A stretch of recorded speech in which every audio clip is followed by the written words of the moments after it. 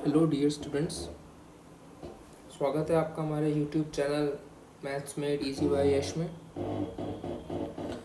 Last lecture में हमने complex analysis के जो हमारा लेक्चर फर्स्ट था चैप्टर 1 का, उसमें हमने पढ़ा था कि कॉम्प्लेक्स नंबर क्या होते हैं, आर्गुमेंट क्या होता है, और कुछ बेसिक प्रॉपर्टीज़ पढ़ी थी कि जैसे कि एम्पलीट्यूड ऑफ Z1 Z2 बराबर amplitude of Z1 plus amplitude of Z2। फिर थोड़े बहुत प्रॉपर्टीज़ पढ़ के हमने जो स्ट्रेट लाइन की जो जनरल इक्वेशन है कॉम्प्लेक्स नंबर में वो हमने पढ़ी थी। उसका जो स्टैंडर्ड फॉर्म है जिसको हम जनरल फॉर्म कहते हैं वो हमने पढ़ा था। आज कुछ आपकी बुक की जो सॉल्व एग्जांपल्स हैं आज हम उनसे डील करेंगे। फिर नेक्स्ट लेक्चर 99.9% आपका इस चैप्टर का जो है आखिरी लेक्चर होगा। उस पर जो कुछ आपके इम्पोर्टेंट जो अनसॉल्व क्वेश्चंस हैं और जो आपका स्टीरियोग्राफिक प्रोजेक्शन का जो एक टॉपिक है वो मैं आपको कवर कराऊंगा। उसके बाद हम सेकंड चैप्टर यानी कि आपकी बुक में जो मेन जो चैप्टर्स हैं वो एक फर्स्ट चैप्टर है, एक फोर्थ चैप्टर है, एक फिफ्थ है और एक सिक्स्थ है ना। जो सेकंड और थर्ड चैप्टर हैं वो आपके रियल एनालिसिस वाले चैप्टर हैं, तो आपको रियल में ही कवर किया जाएंगे। ठीक है, तो आपको कॉम्प्लेक्स में ज़्यादा से ज़्यादा उन चैप्टर्स में से डेट नंबर की कोई डेफिनेशन वगैरह आ जाती हैं, तो आपकी रियल की डेफिनेशन तो आप वही की वही याद करके लिख के आ जाना। कॉम्प्लेक्स में उनको वापस में नहीं पढ़ाऊँगा। ठीक है, तो अब पहला क्वेश्चन देखते हैं। ये आपके बुक का पहला सॉल्व एग्जांपल है कि हमको ये प्रूव करना है कि amplitude of Z minus amplitude of minus Z बराबर प्लस माइनस पाई होता है।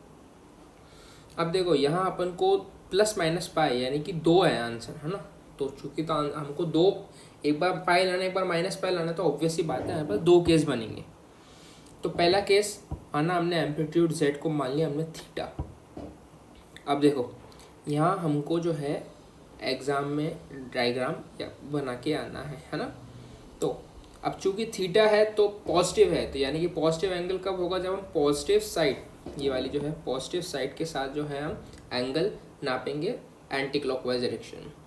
ठीक है, तो ये आपको एक बात याद रखनी है कि जब भी हम एंटी क्लॉकवाइज डायरेक्शन में मूव करेंगे तो एंगल हमेशा पॉजिटिव उसमें आएगा, इसको हम कह सकते हैं पॉजिटिव साइन में। अगर हम क्लॉकवाइज डायरेक्शन में मूव करेंगे तो जो है हम एंगल का मैग्नीट्यूड के अलावा जो डायरेक्शन है उसको जब साथ में लिखेंगे तो विद हम नेगेटिव साइन लिखेंगे। ठीक है, तो चूंकि एम्पलीट्यूड जेड हमने थीटा माना, तो अब देखो ये वाला जो एंगल है ये हमने माना थीटा। तो अब देखो ये वाला जो एंगल है ना, ये वाला, ये कह लो या ये वाला कह लो, है ना, ये तो टोटल 180 है। अब अगर ये थीटा है तो वैसे तो एंगल पाई माइनस थीटा होना चाहिए था, लेकिन चूंकि अगर हम डायरेक्शन के अनुसार चलें तो चूंकि मैंने आपको बताया था कि अगर हम क्लॉकवाइज डायरेक्शन में चलेंगे तो ये वाला जो एंगल होगा ये नेगेटिव साइन के साथ minus of pi minus theta हो जाएगा, है ना। तो ये एम्पलीट्यूड, फिर एम्पलीट्यूड माइनस जेड हो गया minus of pi minus theta, और हमको यहाँ निकालना है amplitude Z minus amplitude of minus Z. तो हमने यहाँ दोनों की वैल्यू रखी, तो एम्पलीट्यूड जेड की हमने वैल्यू रखी थीटा और एम्पलीट्यूड माइनस जेड की रखी हमने minus of pi minus theta. इसका यह वैल्यू आती पाई। अच्छा, फिर हम चलते हैं केस 2 पर। हमने मान लिया कि हमने एम्पलीट्यूड जेड जो है वो हमने माइनस थीटा माना, है ना। तो अब यहाँ जो है अगर एम्पलीट्यूड जेड अगर हम माइनस थीटा मान रहे हैं तो ऑब्वियस सी बात है, जैसे हमने फर्स्ट केस में बताया था वैसे ही सेकेंड केस में, चूँकि हमने फर्स्ट केस में एम्पलीट्यूड जेड को थीटा लिया था तो amplitude of minus Z minus of pi minus theta हो गया। तो यहाँ अगर हम एम्पलीट्यूड ऑफ जेड अगर माइनस थीटा ले रहे हैं तो amplitude of minus Z pi minus theta होगा। ऑब्वियसली जैसे हमने फर्स्ट केस में जो तर्क दिया था उसी तर्क से हम वापस ये कह सकते हैं, है ना। तो amplitude of Z minus amplitude of minus Z की वैल्यू हो जाएगी minus theta minus pi minus theta बराबर माइनस पाई। तो ये हमारा आंसर आ गया। और इस क्वेश्चन में वैसे बेसिकली 2 पार्ट है, और वैसे तो ये क्वेश्चन सबको इजी लगता है फर्स्ट वाला, लेकिन बच्चे गलत करके आ जाते हैं। क्योंकि दिक्कत क्या होती है, बच्चों को ये तो याद रहता है कि एम्पलीट्यूड जेड को कब थीटा लेना है कब माइनस थीटा लेना है। गलती यहाँ होती है ये इस वाले पार्ट में, वो कुछ भी लिख के आ जाते हैं, कभी माइनस पाई माइनस थीटा लिख के आ जाते हैं, कभी क्या, तो फिर वो क्या मैनिपुलेशन करके आते हैं ना, तो टीचर के यही पकड़ लेता है कि इसने मैनिपुलेट किया तो वो आंसर गलत कर देता है। अच्छा, अब एक अगर मान लो अगर किसी को ये क्वेश्चन इन केस भाई समझ कितना भी समझा लो, अगर उसको इन केस मान लो नहीं समझ में आता है या दिक्कत आती है उसको एम्पलीट्यूड माइनस जेड बार बार, इसका एक ट्रिक क्या लो या कुछ भी कर लो वो मैं आपको समझा देता हूँ। भाई अगर जब हम पहला केस लेते हैं एम्पलीट्यूड जेड बराबर थीटा, है ना, तो देखो पहले वाले केस में हमने क्या लिया, एम्पलीट्यूड माइनस जेड बराबर माइनस पाई प्लस थीटा। अगर हम इस माइनस को ओपन करेंगे तो हमारे पास क्या आएगा, एम्पलीट्यूड माइनस जेड बराबर माइनस पाई प्लस थीटा, है ना। तो देखो अब आपको दो चीज़ें याद रखनी है ना, अगर आप एम्पलीट्यूड जेड को थीटा लो या माइनस थीटा लो, है ना, आपको ये वाली चीज़ तो याद रखनी है कि हमको एम्पलीट्यूड माइनस जेड में ये पाई माइनस थीटा जो चीज़ है वो हमको यूज़ करनी ही करनी है। अब एक केस में आपको पाई माइनस थीटा लेना है और एक केस में आपको ओवरऑल भार लेना है। अब बस फ़र्क इतना है कि हमको ये पता रहना चाहिए कि किस केस में पाई माइनस थीटा आएगा और किस केस में minus of pi minus theta आएगा। जब हम एम्पलीट्यूड जेड बराबर थीटा लेंगे तो अगर हम यहाँ जब माइनस को हम अंदर लेंगे तो माइनस पाई प्लस थीटा, तो यहाँ देखो थीटा का साइन यहाँ भी पॉजिटिव है और थीटा का साइन यहाँ भी पॉजिटिव है। ये ट्रिक है इसको याद करने की, है ना। तो और अगर आप एम्पलीट्यूड जेड बराबर माइनस थीटा लोगे तो एम्पलीट्यूड ऑफ माइनस जेड बराबर आ रहा है पाई माइनस थीटा। तो यहाँ भी थीटा का साइन नेगेटिव और यहाँ भी थीटा का साइन जो है नेगेटिव है। ये इसको खाली याद करने की ट्रिक है ना। इससे आप कंफ्यूज मत हो जाना। या तो अगर आपको डायरेक्टली समझ में आ रहा है आप एग्जाम में निकाल सकते हैं तो वेरी वेल एंड गुड है। अगर मान लो आपको दिक्कत आती है, आप एग्जाम में भूल जाते हो, तो ये ट्रिक है कि एम्पलीट्यूड जेड बराबर आप थीटा लोगे तो आपको बस ये याद रहना चाहिए कि एक बार आपको पाई माइनस थीटा लेना है, एक बार minus of pi minus theta लेना है। कौन से केस में लेना है, कौन से केस में एम्पलीट्यूड माइनस जेड की क्या वैल्यू लेनी है, ये उस चीज़ की ट्रिक है। अब माइनस अगर इसमें माइनस अब अंदर लेंगे तो इसकी वैल्यू आएगी माइनस पाई प्लस थीटा और थीटा का साइन इसमें और इसमें दोनों में सेम आना चाहिए, है ना।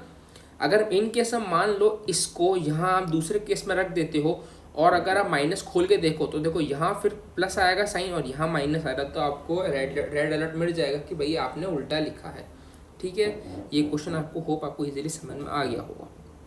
अब इसका जो बी पार्ट है बुक में वो बहुत ही ईजी पार्ट है, मेरे को उसको समझने की ज़रूरत नहीं है। जैसे ये आपको उसमें बस एक ही प्रॉपर्टी लगेगी एम्पलीट्यूड जेड, इसकी मैं आपको प्रॉपर्टी बता देता हूँ। उसमें प्रॉपर्टी लगेगी amplitude z plus amplitude z bar बराबर एम्पलीट्यूड जेड बार, और जेड बार को हम लिखते हैं मॉड जेड का स्क्वायर। बस इसमें यही प्रॉपर्टी लगानी है, बाकी आप इजीली आपको समझ में आएगा, गारंटेड है।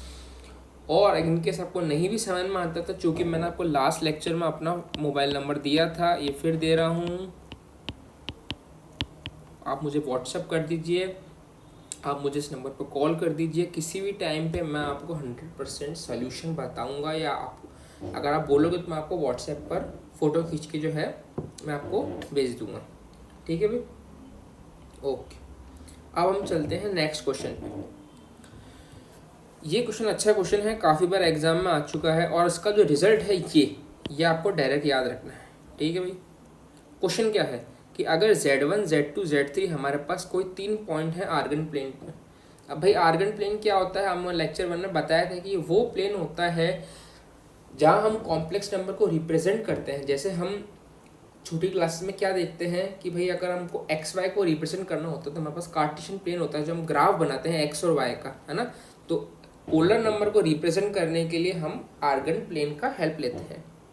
तो अगर हमारे पास 3 पॉइंट है Z1, Z2, Z3, 3 पॉइंट है आर्गन प्लेन में, तो ये कह रहा है कि अगर उन तीनों की हेल्प से अगर हम कोई ट्राइंगल बनाएं तो उस ट्राइंगल की इक्विलेटरल होने की, यानी कि तीनों साइड बराबर होने की कंडीशन जब ही होगी जब Z1 square plus Z2 square plus Z3 square बराबर Z1 Z2 plus Z2 Z3 plus Z3 Z1 होगा।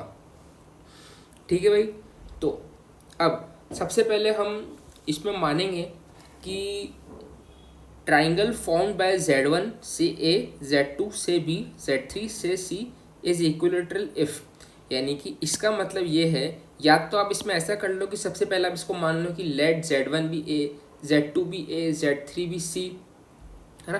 फिर बोल दो कि triangle formed by this point will be equilateral if, ये कंडीशन लिख दो, या फिर डायरेक्टली मैंने लिखी है वैसे लिख दो। अब इस लाइन का मतलब ये है जिसमें मैंने आपको ऊपर बताया था कि इन 3 पॉइंट से हम इन तीन पॉइंट्स को एक एक नाम दे दिया, Z1 को A दे दिया, Z2 को B दे दिया, Z3 को C दे दिया। तो इनसे जो ट्राइंगल बनेगा उस ट्राइंगल का नाम होगा ABC। ये देखो आपको डायग्राम भी बना के आ जाना, ये देखो Z1 Z2 Z3 ABC, ठीक है। तो ये जो कह रहा है, ये जो ट्राइंगल ये जो बन रहा है ना, ये इक्विलेटरल जब होगा जब तीनों साइड जो हैं बराबर होंगी, ठीक है। अब हम जानते हैं कि अगर हमारे पास दो कॉम्प्लेक्स नंबर हैं ZA और ZB, तो उन दोनों के बीच की जो डिस्टेंस होगी हम भली भांति जानते हैं, बहुत पहले भी काफ़ी छोटी क्लास में हमने पढ़ रखा है। तो उसका वैल्यू होती है बराबर mod of ZA minus ZB लिख दो या mod of ZB minus ZA लिख दो, कोई फर्क नहीं पड़ता दोनों, क्योंकि मॉड है तो आंसर बराबर ही आना है, ठीक है। तो अब AB बराबर BC बराबर C अगर होगा तो ही ये ट्राइंगल इक्विलेटरल होगा। अब AB की वैल्यू क्या है, देखो A और B, तो A Z1 है, B Z2 है, तो इसका क्या होगा mod Z1 minus Z2, easy है चीज़। फिर BC, B और C Z2 और Z3 से बना है तो मॉड Z2 माइनस Z3, और CA होगा Z3 माइनस Z1। अब आप एक चीज़ देखो कि यहाँ सिमेट्री चल रही है, जो पीछे जो फर्स्ट मॉड का जो बैक वाला जो है कॉम्प्लेक्स नंबर, वही नेक्स्ट मोड का जो है फर्स्ट में चल रहा था। आपको यहाँ सिमेट्री रखनी है ना, ठीक है। क्लियर समझ में आ गया आपको, है ना। तो अब आपको ये पता होना चाहिए कि ये जो है हम अब मॉड Z1 माइनस Z2 को है, अब हमको ये लेंथ में बदलना है ना। तो लेंथ में बदलने के लिए हमने तो क्या है, दोनों साइड इनको हमको करना क्या है, हमको एक्चुअली क्या करना है, हमको एक फॉर्मूला लगाना है ना, कि मॉड Z का स्क्वायर बराबर ZZ बार, है ना। अब देखो, अब हमारे पास मॉड Z तो है ना। अभी देखो हमने तीनों साइड जो है होल स्क्वायर कर दिए। अब चूंकि हमने तीनों साइड होल स्क्वायर कर दिया था, हमारे पास मॉड Z का स्क्वायर बन जाएगा ZZ बार। तो हमने इसको खोल दिया Z1 माइनस Z2 और Z1 बार माइनस Z2 बार से खोल दिया, है ना, इस फॉर्मूले से। सिमिलरली इसको भी खोल दिया, सिमिलरली इसको भी खोल दिया। अब देखो हमारे पास तीन चीज़ें हैं वो इक्वल्स टू में है ना। तो सबसे पहले हम बोलेंगे टेकिंग फर्स्ट टू रेशियो, ये और ये, इसको हमने एक सिंगल माना है और इसको दूसरा और इसको तीसरा, ठीक है। तो हमने बोला टेकिंग फर्स्ट टू रेशियो, यानी कि ये और ये हमने ले लिया, ठीक है ना। अब हमको करना क्या है, अब आपको इसमें ये जो है स्टेप आपको याद ही रखनी है ना, क्योंकि अगर आपने ज़रा सा इधर ही उधर किया तो फिर आप क्या भूल जाओगे, है ना। तो यहाँ जो है बिना बार वाला जो है Z1 माइनस Z2, उसमें जो डिवाइड में आएगा वो जो राइट हैंड साइड का है वो बार वाली टर्म आएगी, यानी कि Z1 माइनस Z2 बिना बार वाला डिवाइडेड बाय सेकंड जो है रेशो, उसका जो है बार वाली जो टर्म है वो डिवाइड में आएगी। और सिमिलरली राइट हैंड साइड की जो बिना बार वाली टर्म है divided by left hand side of बार वाली टर्म। ये जो यहाँ से जो यहाँ आए, ये आपको जो है ये रिमेंबर रखनी है ना, ये आपको याद रखनी है ना। इसका कोई तरीका नहीं है, इसका कोई मेथड नहीं समझाने का, बस आपको ये याद रखनी है ना। अब हम क्या करेंगे, अगर आपने एक विधि या मेथड पढ़ा हो कॉम्पोनेंटो डिविडेंडो मेथड, तो उसके द्वारा हम क्या करेंगे, अगर कोई भी दो रेशो इक्वल है ना, तो हम उनसे एक और नया रेशो बना सकते हैं जिसमें कि हम दोनों की न्यूमरेटर को ऐड करके डिवाइडेड बाय दोनों के डिनोमिनेटर को जो है हम ऐड कर सकते हैं, है ना। तो देखो दिस बराबर दिस, ये तो हमने लिख दिया, है ना। अब दोनों की न्यूमरेटर को हमने ऐड किया तो Z1 minus Z2 plus Z2 minus Z3 और Z2 बार माइनस Z3 बार प्लस Z1 बार माइनस Z2 बार, है ना। वापस मैं बता देता हूँ, हमारे पास ये प्रॉपर्टी होती है कि अगर हमारे पास कोई भी दो रेशो इक्वल होता है तो हम इससे तीसरा रेशो ऐसा बना सकते हैं कि शुरू के दो रेशो के दोनों के न्यूमरेटर को ऐड करके डिवाइडेड बाय दोनों के डिनोमिनेटर को हम ऐड कर सकते हैं, तो हमारे पास तीन रेशो बन जाएंगे। अब हमने क्या किया कि इससे क्या हुआ, देखो Z2 से Z2 कट गया और यहाँ से Z2 बार से Z2 बार कट गया। तो देखो ये क्या बना, Z1 minus Z3 upon Z1 minus Z3 बार, और यहाँ क्या लिया हमने, इसको भी छोड़ दिया, हमने खाली इसी को लिया है Z1 minus Z2 upon Z2 बार माइनस Z3 बार, ठीक है। अब ये तो हमारे हो गए शुरू के दो रेशो का काम। अब हम बोलेंगे taking the last to ratio, यानी कि ये वाला और एक ये वाला पूरा, ये हमने लेकर इसको हमने एज इट इज रखा है, इसमें कोई छेड़खानी नहीं करी, है ना। ये भी आपको बात याद रखनी है ना, कि आपको जो भी मैनिपुलेशन या कैलकुलेशन करनी है वो आपको फर्स्ट टू रेशो में करनी है, और जो लास्ट के जो दो रेशो है हमको एज इट इज लिख देना इसको आप इक्वेशन नंबर 1 दे दो, इसको इक्वेशन नंबर 2 दे दो। अब हम बोलेंगे equation number 1 into equation number 2 implies. तो देखो आप जैसे इनको मल्टीप्लाई करोगे ना, तो देखो ये जो टर्म है Z2 बार माइनस Z3 बार और ये Z2 बार माइनस Z3 बार आप मल्टीप्लाई करोगे तो कैंसिल हो जाएगी। तो यहाँ क्या बचेगा Z1 minus Z2 into Z2 minus Z3। और यहाँ क्या बचेगा, देखो यहाँ जो है Z1 बार माइनस Z3 बार, और देखो यहाँ Z3 बार माइनस Z1 बार है। तो इसको हम ऐसे लिख सकते हैं minus of Z3 minus Z1 into Z1 bar minus Z3 बार। तो देखो Z1 बार माइनस Z3 बार कट जाएगा, तो हमारे पास बचेगा क्या, minus of Z1 minus Z3 into Z3 minus Z1। अब देखो ये भी उल्टे ही साइन में, तो माइनस माइनस कैंसिल हो जाएगा, तो प्लस हो जाएगा। तो यहाँ क्या बचेगा, ये हो जाएगा Z1 minus Z2 into Z2 minus Z3 बराबर Z1 माइनस Z3 का होल स्क्वायर। अब जब आप इनको आपस में मल्टीप्लाई करोगे, इसका होल स्क्वायर खोलोगे, तो जो भी left hand side right hand side में टर्म्स ला के रखोगे, तो ये आपकी फाइनली जो है कंडीशन आ जाएगी। एक बार मैं इस क्वेश्चन को फिर से एक बार डिस्कस कर लेते हैं। बहुत इजी क्वेश्चन है। हमको बोला कि हमारे पास कोई 3 पॉइंट है आर्गन प्लेन में, उन तीनों पॉइंट से एक ट्राइंगल हम बनाया है हमने, उन तीनों पॉइंट का हमने नाम दे दिया ABC। तो वो जो ट्राइंगल है ABC वो इक्विलेटरल जब होगा जब AB बराबर BC बराबर CA होगा। फिर हमने बोला कि हमारे पास अगर कोई भी दो कॉम्प्लेक्स नंबर हैं तो उनके बीच जो डिस्टेंस होगी वो होगी मॉड ZA माइनस ZB। अब हमने तीनों को बराबर करके लिख दिया, फिर हमने तीनों साइड उनका होल स्क्वायर किया क्योंकि हम कर सकते हैं। फिर हमने प्रॉपर्टी लगाई मॉड Z का स्क्वायर बराबर ZZ बार। तो ये प्रॉपर्टी लगाने से ये यहाँ तीनों खुल गए अपने अपने। फिर हमने बोला टेकिंग फर्स्ट 2 रेशियोज, तो हमने इस रेशियो को और इस पूरे रेशियो को हमने लिया। फिर मैंने आपको प्रॉपर्टी बताई कि लेफ्ट हैंड साइड का जो बिना बार वाला टर्म है divided by right hand side का बार वाला टर्म बराबर राइट हैंड साइड का बिना बार वाला term divided by left hand side का बार वाला टर्म। फिर मैंने आपको एक प्रॉपर्टी बताई कि अगर हमारे पास दो कॉम्प्लेक्स नंबर कोई भी इक्वल हैं तो हम एक तीसरा ऐसा एक अगर हमारे पास दो रेशियो इक्वल हैं तो हम उससे एक तीसरा रेशियो ऐसा बना सकते हैं जिसमें कि आप दोनों न्यूमरेटर को ऐड करके डिवाइडेड बाय दोनों के डिनोमिनेटर को हम ऐड कर सकते हैं, है ना। तो वो हमने किया। उसके बाद हमने यहाँ पे कोई भी रैंडम दो हमने रेशियो ले लिए। फिर हमने बोला टेकिंग लास्ट 2 रेशियोज, उसको हमने लेके एज इट इज़ लिख दिया। फिर दोनों जो इक्वेशन है उनको एक को इक्वेशन नंबर 1 माना, एक को इक्वेशन नंबर 2 माना, दोनों को मल्टीप्लाई किया, जो भी चीज़ें कैंसिल हुई उसके बाद हमने कैलकुलेशन करके हमारा फाइनली आंसर आ गया। तो आपको ये जो है कंडीशन आपको याद रखनी है क्योंकि आपके पास अनसॉल्व्ड में क्वेश्चन है जिसमें सेंट्रॉइड निकालने को बोला है और उसमें आपको अगर एक कंडीशन याद नहीं होगी तो आप वहाँ क्वेश्चन अटक जाओगे। और क्वेश्चन बहुत ही इजी क्वेश्चन है अगर आपको कंडीशन याद है तो, अगर कंडीशन नहीं याद है तो आपसे क्वेश्चन नहीं होगा। तो मेरा आपसे रिक्वेस्ट है कि आप ये जो है कंडीशन ये जो है याद कर लीजिए। अब नेक्स्ट क्वेश्चन पे चलते हैं, है ना।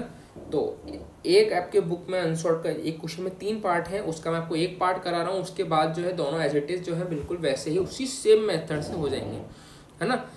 तो देखो हमको ये दे रखा है कि इसका हमको लोकस निकालना है ना।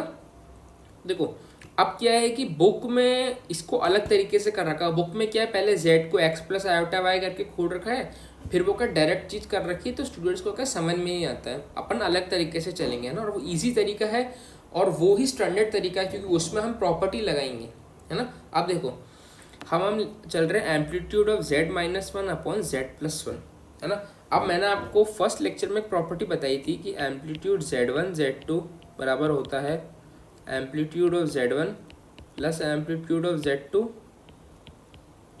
और अगर यहाँ पे लिखा है amplitude of z1 bye z2 तो उसकी वैल्यू होगी amplitude of z1 minus amplitude of z2। अब हम ये एम्पलीट्यूड बोलो आर्ग्यूमेंट बोलो, मैंने फर्स्ट लेक्चर में बोला दोनों बहुत बराबर ही है ना। तो हम यहाँ पे हमने प्रॉपर्टी लगाई, तो एम्पलीट्यूड इसका क्या आंसर होगा, amplitude of z minus 1 minus amplitude of z plus 1। अब हम z का जो है वैल्यू रखेंगे x प्लस आयोटा y। तो देखो हमने यहाँ लिखा x plus iota y minus 1, तो x माइनस 1 जो हो गया रियल पार्ट और y जो हो गया इमेजिनरी पार्ट उसको अलग लिख दिया। सिमिलरली यहाँ हमने z को लिखा x प्लस आयोटा y, तो x प्लस 1 जो हो गया रियल पार्ट और आयोटा y जो हो गया इमेजिनरी पार्ट हो गया। अब मैंने आपको फर्स्ट लेक्चर में बताया था कि एम्पलीट्यूड z की वैल्यू होती है tan इनवर्स थीटा, ठीक है भाई। तो टेन इनवर्स जो है थीटा क्या होगा, थीटा की वैल्यू होती है imaginary part upon real part. तो देखो टेन इनवर्स यहाँ इमेजिनरी पार्ट क्या है y divided by real part यानी कि x-1। सिमिलरली यहाँ इमेजिनरी पार्ट क्या है y divided by real part क्या है x+1। अब यहाँ तो मैंने रेड कर दिया, आपको प्रॉपर्टी लिखनी है। एक प्रॉपर्टी होती है tan inverse x minus tan inverse x1 minus tan inverse x2 की प्रॉपर्टी होती है tan inverse x1 minus x2 upon 1 plus x1 x2। मैं एक बार लिख देता हूँ, tan inverse x1 minus tan inverse x2 बराबर tan inverse x1 minus x2 upon 1 plus x1 x2। ठीक है, और अगर यहाँ पे प्लस हो बीच में तो यहाँ प्लस आ जाएगा। ठीक है, तो अब चूंकि हमारी प्रॉपर्टी, तो अगर हम प्रॉपर्टी लगाएं तो tan inverse this minus this upon 1 plus this into this. तो देखो दिस माइनस दिस तो हमने ऐसे लिख दिया, और जब हम नीचे लिखेंगे 1 प्लस दिस इंटू दिस तो y इंटू वाई तो हो गया y², और यहाँ नीचे था x माइनस 1 इंटू x+1। अभी प्रॉपर्टी होती, आप शुरू से पढ़ते आ रहे कि a minus B into a plus B की वैल्यू होती है a² माइनस b²। तो x माइनस 1 इंटू x+1 हो जाएगा x² माइनस 1, तो हमने लिख दिया। अब यहाँ x+1 और x-1 का क्या एलसीएम आएगा x² माइनस 1। फिर जब हम उस एलसीएम को सॉल्व करेंगे तो देखो ये y इंटू x+1 तो yx प्लस वाई हो गया, माइनस को जब हम खोल के लिखेंगे तो ये आएगा yx प्लस वाई। यहाँ x² माइनस 1 ये आएगा ऐड होने में तो x² माइनस 1 प्लस y², और ये x² माइनस 1 से x² माइनस 1 जो एलसीएम में था वो कट जाएगा। अब देखो यहाँ yx से yx कट गया तो ये y प्लस वाई होगा 2y, और इसको हमने लिख दिया अरेंज करके x² प्लस y² माइनस 1। अब हमको ये जो वैल्यू आई ये हमारी value i amplitude z minus 1 upon amplitude z+1, है ना। अब हमको क्वेश्चन में गिवन है कि इसकी वैल्यू हमको π/3 गिवन है, तो हमने इसका जो है π/3 कर दिया। अब हमने दोनों साइड जो है यहाँ जो है टेन अप्लाई किया है, कहते हो हमने टेन इनवर्स को यहाँ जो है भेज दिया, तो ये तो फ्री ऑफ टेन हो गया, और ये हो गया टेन π/3, और टेन π/3 यानी कि टेन 60 डिग्री। टेन 60 डिग्री की हम वैल्यू जानते हैं वो होती है √3। फिर जब आप इसको अरेंज करोगे तो ये ऐसा आएगा ये, और ये जो है अपने सेकेंड ईयर में जो है अभी आपके जो एग्जाम्स होने वाले हैं आपने पढ़ा है कि जनरल इक्वेशन ऑफ सर्किल होती है ना। ये हम कहते हैं x² plus x² plus y² plus 2gx plus 2f5 plus c बराबर 0 करके जो आपकी जनरल इक्वेशन आती है वो आपकी सर्किल की इक्वेशन हो जाती है ना। तो यहाँ भी हमारी सर्किल की इक्वेशन है, तो हम कह देंगे this is equation of a circle. बहुत इजी क्वेश्चन है, एक बार मैं आपको वापस क्लियर कर देता हूँ। देखो हमको एक इक्वेशन दे रखी है amplitude z minus 1 upon z+1 बराबर π/3। हमको बोला है कि इसका लोकस निकालो, है ना। तो लोकस एक्चुअली एक पाथ होता है ना, जिसपे कि जो भी पॉइंट्स होते हैं वो उस पर सेटिस्फाई करते हैं इसकी इक्वेशन को, है ना। तो देखो amplitude z minus 1 upon z+1 को हमने ऐसे खोला, क्यों खोला, क्योंकि मैंने आपको प्रॉपर्टी बता रखी थी कि amplitude of z1 upon z2 की वैल्यू होती है amplitude z1 minus amplitude z2। तो ये उस प्रॉपर्टी को हमने लगाया तो ये आ गया। उसके बाद z को हमने लिखा x प्लस आयोटा y, और यहाँ -1 था तो हमने रियल पार्ट को अलग कर दिया तो x-1 हो गया, और प्लस आयोटा y अलग लिख दिया। सिमिलरली यहाँ भी हमने यही कर दिया। अब मैंने आपको फर्स्ट लेक्चर में बताया था कि एम्पलीट्यूड ऑफ z बराबर होगा टेन इनवर्स थीटा के। तो थीटा और थीटा की वैल्यू होती है imaginary part upon real part. तो यहाँ इमेजिनरी पार्ट जो है जो आयोटा के साथ लिखा हुआ है वो y divided by real part x-1, और यहाँ इमेजिनरी पार्ट जो है y और रियल पार्ट जो है x+1। फिर tan inverse x1 minus tan inverse x2 की मैंने आपको प्रॉपर्टी लिख दी। उस प्रॉपर्टी से हमने इसको खोला तो ये फिर लिख दिया, फिर हमने उसका एलसीएम लिया, फिर ये हमारी वैल्यू आ गई tan inverse 2y upon x² plus y² minus 1। फिर हमने देखा कि हमको इसकी वैल्यू जो है क्वेश्चन में हमको π/3 गिवन थी, तो π/3 चूँकि गिवन थी तो हमने इसकी वैल्यू बराबर π/3 लिख दी। दोनों साइड टेन हमने ऑपरेट किया तो ये फ्री ऑफ टेन इनवर्स हो गया, टेन π/3 की बराबर √3 होती है। फिर जब आप इस चीज़ को यहाँ लेके जाओगे, फिर इसको ऑपरेट करोगे, √3 से डिवाइड करोगे, तो लास्ट में आपकी इक्वेशन आएगी, ये इक्वेशन आपकी सर्किल की होती है। ठीक है, अब आपके जो बाकी जो दो बुक में क्वेश्चन दे रखे हैं ना, उसकी जो कैलकुलेशन है वो तो आप इजीली कर लोगे। मैंने आप बस उन दोनों क्वेश्चन की जो है आपको मेन चीज़ बता देता हूँ। जो सेकेंड एग्जाम्पल उसमें आपको इनइक्वलिटी दे रखी है ना, बराबर इक्वल टू देने के बजाय less than equal to equality दे रखी है। तो आप क्या करना, इक्वलिटी तो आपको यही लेकर चलनी है, लेकिन जब आप लास्ट में आंसर लिखोगे, जैसे कि मान लो अब यही क्वेश्चन है आपका, मान लो यही आंसर आ गया और यहाँ मान लो इक्वल्स टू की बजाय यहाँ लेस देन इक्वल्स टू है, तो हम लिखेंगे कि दिस, सबसे पहले लिखेंगे कि x square plus y square minus 2y upon √3 -1 is less than 0 represent the area, the inside area of the circle x square plus y square minus 2y upon √3 -1 बराबर 0। फिर बताता हूँ, है ना, अगर हमको लेस देन इक्वल्स टू चीज़ दे रखी है तो लेस देन इक्वल्स टू का मतलब है वो जो इक्वल्स टू बराबर 0 करके जो हम जनरल इक्वेशन जो लिखते हैं वो उस एरिया के अंदर का जो इनसाइड एरिया है ना। अगर मान लो अगर ये सर्किल में ऐसा होता तो लेस देन इक्वल्स टू होता तो हम इस एरिया की बात कर रहे हैं, इनसाइड एरिया की, सरकमफ्रेंस को छोड़कर, खाली ये जो इनसाइड एरिया ना, ये वाला खाली हम इस एरिया की बात कर रहे हैं, है ना। और अगर मान लो ये ग्रेटर देन इक्वल्स टू होता तो हम इस एरिया की बात कर रहे हैं, जो बाहर वाला है ना, ये खाली बाहर वाला, इसकी बात कर रहे हैं, है ना। तो होपफुली आपको बहुत इजीली समझ में आ गया होगा। बहुत कुछ नहीं करना है, बस डायरेक्टली लास्ट तक आपको इनइक्वालिटी लेके लिखते आनी। फिर जो भी आपका मान लो एलिप्स आया, हाइपरबोला आया, तो जैसे मान लो आपको सर्किल ही आया तो लिख देना है कि एक्स यही है, तो x square plus y square minus 2y by √3 -1 less than 0 represent the area of the inside circle x square plus y square minus 2y upon √3 -1 बराबर 0। बराबर वाले के अंदर का एरिया है ना, तो आपको बराबर वाले में जो लिखोगे उस पर तो आपको इक्वल टू लगाना ही पड़ेगा, ठीक है, या तो इक्वल टू देते हैं, ठीक है भाई। अब और एक चीज़ और, जो आपका थर्ड जो है सॉल्व एग्जाम्पल, उसमें आपको याद रखना पड़ेगा कि r² बराबर 2 cos 2 थीटा लेमनिस्केट की इक्वेशन है ना, ये तो सीधे रटने वाली बात है। अब एक ये अच्छा एग्जाम्पल है, काफ़ी बार इंपॉर्टेंट है, काफ़ी बार एग्जाम में आ चुका है, ये आपको अच्छे से याद होना चाहिए, इजी एग्जाम्पल। अब आपको ये बोला है कि आपको एक कंडीशन दे रखी है और आपको बोला है कि ये z एक्सिस में या z प्लेन में कौन सी एरिया को रिप्रेजेंट करता है। आपको 3 यहाँ दे रखी है inequality, less than, equals to और ग्रेटर देन, है ना, ठीक है। तो अब हम तीनों को अलग अलग सॉल्व नहीं करेंगे, तीनों को एक साथ लेकर सॉल्व करेंगे। फिर जो लास्ट में एक कंडीशन आएगी ना, फिर हम तीनों इक्वालिटी को जो है अलग अलग रिप्रेजेंट करके 3 अलग अलग एरिया बता देंगे, ठीक है। तो देखो यहाँ मॉड z माइनस ए अपॉन मॉड z प्लस ए बार है, बुक में करेक्शन कर लीजिए, हो सकता है किसी की बुक में z प्लस ए लिखा हो डिनोमिनेटर में, तो ये मॉड z माइनस ए, फिर हम मॉड z प्लस ए बार को जो है हम यहाँ ले गए, है ना। फिर हमने दोनों साइड होल स्क्वायर किया, जैसे हमने इक्वेलेटर वाले क्वेश्चन में किया था, जिसमें आपको पता था कर सकते हैं। उसके बाद वही प्रॉपर्टी लगाई, मॉड z का स्क्वायर बराबर z बार, तो अब चूंकि z बार है तो z बार में दोनों में यहाँ बार आ जाएगा, है ना, ठीक है। अब यहाँ देखो दोनों में बार आ गया ये, है ना।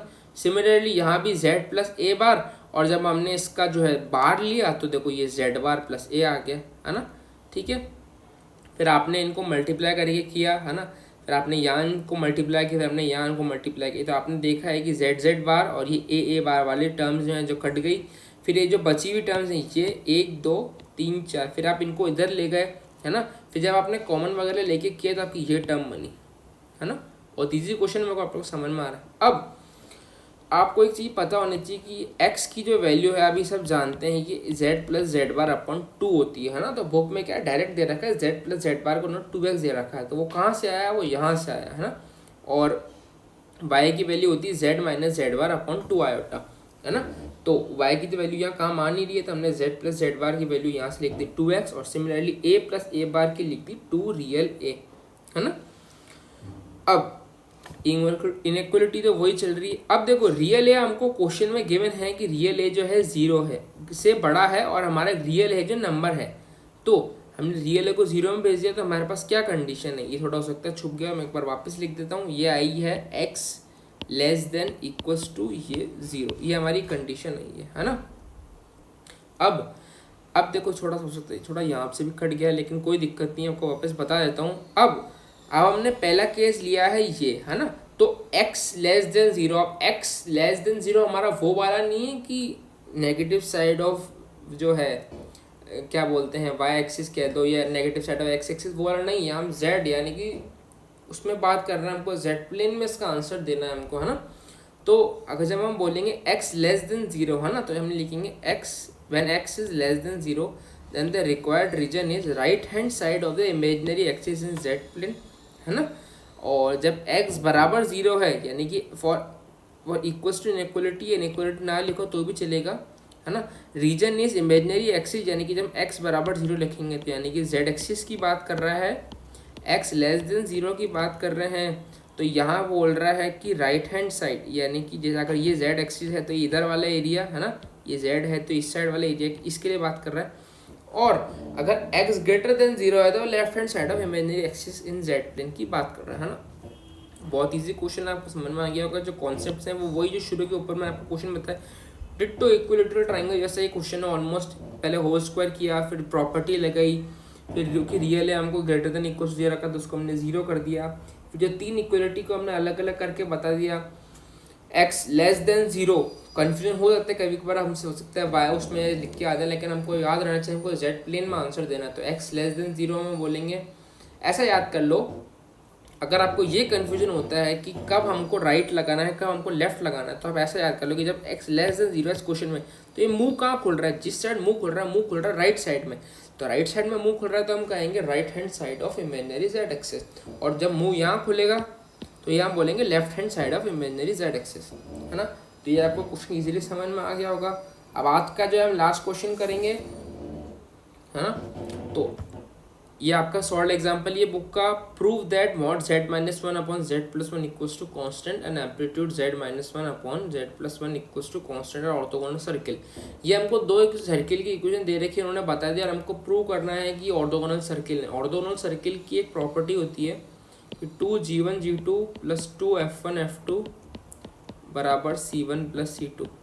c1 जो है पहले सर्किल का कांस्टेंट है, c2 दूसरे सर्किल का कांस्टेंट है, g1 f1 पहले सर्किल के जो हैं कांस्टेंट्स हैं, या कांस्टेंट तो नहीं कहेंगे, एक्स वाई के जो वेरिएबल्स हैं वगैरह, और g2 और f2 जो है सेकंड सर्किल के जो है एक्स वाई के जो है वेरिएबल्स हैं। तो हमने पहला लिया circle mod z minus 1 upon z plus 1 बराबर कांस्टेंट है तो हमने इसकी वैल्यू मान लो k मान ली। अब चूंकि जैसे मैंने आपको बताया था कि हमने इक्विलेटर वाले में क्या था, सेम टू सेम हमने वापस z प्लस 1 को इधर ले गए, है ना। तो ये क्या होगा, z मॉड z माइनस 1 बराबर k into mod z plus 1। फिर हमने दोनों साइड होल स्क्वायर कर दिया तो हमने इसको k स्क्वायर लिख दिया, है ना। फिर जैसे हमने सेम टू सेम वैसे ही कहते हैं, हमने z को लिखा x plus iota y minus 1। तो x माइनस 1 जो रियल पार्ट है हम उसको एक साइड लिया और आयोटा y को अलग अलग लिए, है ना। यहाँ होल स्क्वायर और यहाँ एज इट इज। अब उस क्वेश्चन में क्या था, हमको एम्पलीट्यूड निकालना था, तो फिर हमने इसको लिखा था tan inverse y upon x minus 1। अब यहाँ एम्पलीट्यूड का तो केस है नहीं, है ना। अब आपको पता होना चाहिए कि अगर यहाँ ऐसे कॉम्प्लेक्स में मॉड में जब ये एक कॉम्प्लेक्स नंबर का होल स्क्वायर हो रहा है ना, तो a प्लस आयोटा b का होल स्क्वायर होता है a square plus b square. क्योंकि अगर आप इसको नॉर्मल तरीके से भी खोलोगे ना, तो चूंकि मॉड है तो बाद में क्या ये आंसर फाइनली यही आएगा। तो यहाँ क्या हो गया, x माइनस 1 का होल स्क्वायर रियल पार्ट का स्क्वायर प्लस वाई स्क्वायर बराबर k square as it is था, या x प्लस 1 का स्क्वायर प्लस वाई स्क्वायर। अब देखो आपने इसको खोला तो ये क्या, x square plus y square minus 2x plus 1, और सिमिलरली यहाँ k स्क्वायर है तो आपने इसको एज इट इज लिखा तो x square plus y square plus 2xy, और ये जो है k स्क्वायर जो है सबसे मल्टीप्लाई होता रहा है, ठीक है। तो अब जब आप इन सबको k स्क्वायर को, यहाँ देखो x स्क्वायर यहाँ से k वो कॉमन आ रहा है, फिर यहाँ से ये कॉमन आ रहा है, यहाँ से ये कॉमन आ रहा है ना। पर ये कि यहाँ 1 माइनस k स्क्वायर आएगा ना, तो यहाँ देखो k स्क्वायर माइनस 1 एक एक्स्ट्रा पड़ेगा, तो हम उससे जब डिवाइड लगाएंगे तो हमारी फाइनल इक्वेशन ये आएगी। फिर हमने इसको और करके लिखा है, ये हमने k square plus 1 upon k square minus 1 की हमने एक वैल्यू डाल दी है, वो हमने इसको वैल्यू g डाल दी। अब g की वैल्यू ये जो है कांस्टेंट है ना। ये हमने इसको इक्वेशन नंबर दे दी है 1। अब दूसरी इक्वेशन लिए हमने amplitude z minus 1 upon z plus 1 बराबर कांस्टेंट ना। तो मैंने आपको पूरा सॉल्व करके नहीं बताया है, कारण क्योंकि यही एज इट इज जो amplitude z minus 1 upon z plus 1 बराबर पाई बाय 3 आप उनको क्वेश्चन में दे रखा था। तो वही सेम मेथड से मैंने आपको ऊपर करके दिखाया था, मैंने आपको पूरा सॉल्व नहीं किया, बस छोटा सा करके दिखा दिया है। तो कांस्टेंट था तो हमने इसको p मान लिया है। अब यहाँ से यहाँ मैंने आपको ऊपर कैलकुलेशन करके दिखा दी है, तब ऊपर कैलकुलेशन देख लें। tan inverse 2y upon x square plus y square minus 1 बराबर p, जो ये हमारा आंसर आया था। यहाँ π/3 था लास्ट क्वेश्चन में, यहाँ हमको कांस्टेंट दे रखा था, हमने इसको p मान लिया। फिर हमने यहाँ दोनों से tan लिया तो tan p हो गया। अब tan p कांस्टेंट है तो इसका tan लेने पर भी एक कांस्टेंट नंबर आएगा, तो हमने इसको सपोज कर लिया, हमने इसको z ले लिया है। फिर जब आप इसको सॉल्व करेंगे तो ये इक्वेशन आएगी, z एक्स्ट्रा आएगा तो हमने z से डिवाइड कर लिया। फिर हमने क्या किया, -1/z को हमने f ले लिया। देखो -1/z को हमने f ले लिया, ये हमारी इक्वेशन आ गई, सेकेंड इक्वेशन आ गई है ना। फिर अब हमने लिखा for circle to be ortho यानी कि ऑर्थोगोनल, कंडीशन होती 2g1g2 + 2f1f2 बराबर c1 + c2।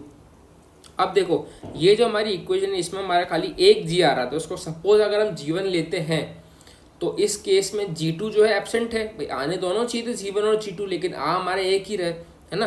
तो यानी कि g1 की वैल्यू तो g1 है, g1 की वैल्यू g है और g2 की वैल्यू हमारे पास 0 है।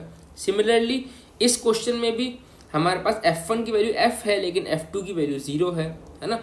तो देखो 2 इंटू यहाँ थोड़ा सा हो सकते रह गया हो, मैं आपको यहाँ लिख देता हूँ 2 into g into 0 plus 2 into f into 0। अब हम लिखते हैं बराबर c1 + c2।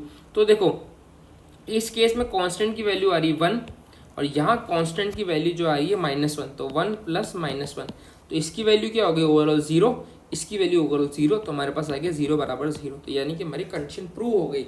यानी कि हम ये लिया है कि हमको दो सर्किल इक्वेशन दे रखी थी, तो उनके लिए हम 2g1g2 + 2f1f2 बराबर c1 + c2 की हम कंडीशन जो है सेटिस्फाई करा दी। यानी कि हम लास्ट में ये लिख देंगे hence these two circles are orthogonal. तो होप आपको ये आज का जो है लेक्चर काफ़ी अच्छे से पसंद आया होगा। और अगर आपको इस लेक्चर में कुछ प्रॉपर्टीज़ जैसे कि मैंने आपको शुरू में बताई थी कि amplitude z1 plus amplitude z2 बराबर एम्पलीट्यूड z1 z2, अगर आपको कुछ प्रॉपर्टीज़ मिस हो गई, आपको समझ में नहीं आया है, तो आप मेरा जो है फर्स्ट लेक्चर जो है कॉम्प्लेक्स एनालिसिस का पहले वो देखिएगा, वो पहले वो अच्छे से समझिएगा, फिर उसके बाद ही ये लेक्चर करिएगा, नहीं तो आपको लेक्चर में दिक्कत आएगी। तो मैं आशा करता हूँ आपको ये वीडियो बहुत पसंद आया होगा। अगर आपको ये वीडियो पसंद आया है तो इसको ज़्यादा से ज़्यादा इस वीडियो को शेयर करें। और मेरी आने वाली जो न्यू वीडियोस हैं, क्योंकि मैं आपको रियल, कॉम्प्लेक्स और न्यूमेरिकल एनालिसिस वो पूरा आपको मैं कवर कराऊंगा। तो अगर आपको मेरी आने वाली वीडियोस न्यू देखनी है सबसे पहले, तो जो मेरे चैनल को प्लीज़ सब्सक्राइब कीजिएगा और इस वीडियो को प्लीज़ लाइक कीजिएगा। Thank you. अब हम मिलेंगे नेक्स्ट लेक्चर में।